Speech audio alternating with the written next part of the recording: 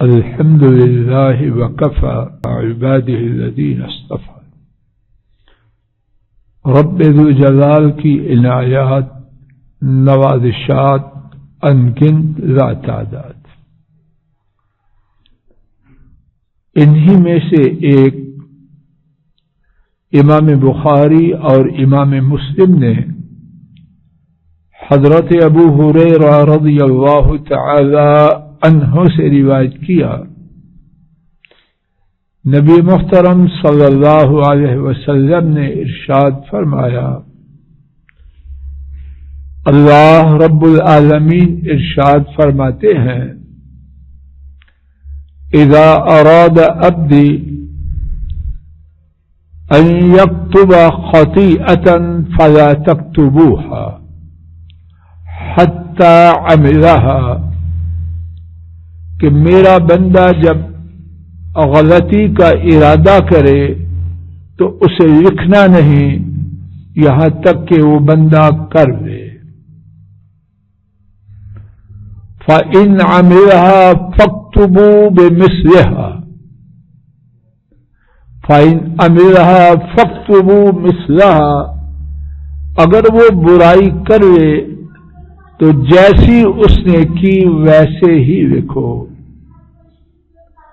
فَإِن تَرَكَهَا لِأَجْلِي فَاكْتُبُوهَا لَهُ حَسَنَةً، اگر وہ برائی میرے لیے چھوڑ دے تو اسی برائی کے ارادے کو اس کے لیے نیکی کے طور پر اس کے نامہ اعمال میں لکھ دو.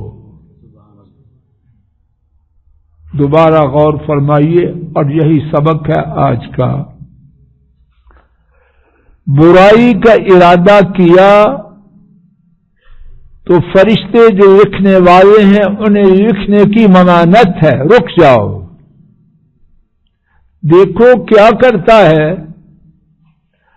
اگر برائی کرے تو ایک برائی لکھو، نیکیوں کے بارے میں یہ پیمانہ نہیں، کم از کم 10 700 تک، اور 700 سے آگے جہاں تک رب العالمین چاہے. اور اگر وہ جس برائی کا اس نے ارادہ کیا اسے نہ کرے، اللہ کے لیے چھوڑ دے، تو کیا ہوتا ہے؟ بچ گیا؟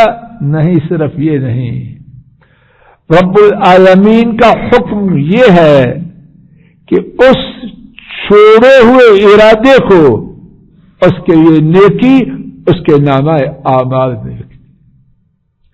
آئیے کہنے والے اور سننے والے عزم کریں، جو برائی شیطان نے ہمارے دل میں دماغ میں ڈال دی، انشاءاللہ اسے چھوڑ کر بطور نیکی اللہ کے فرشتوں کے ہاں لکھوانا ہے، بدی نہیں کرنی.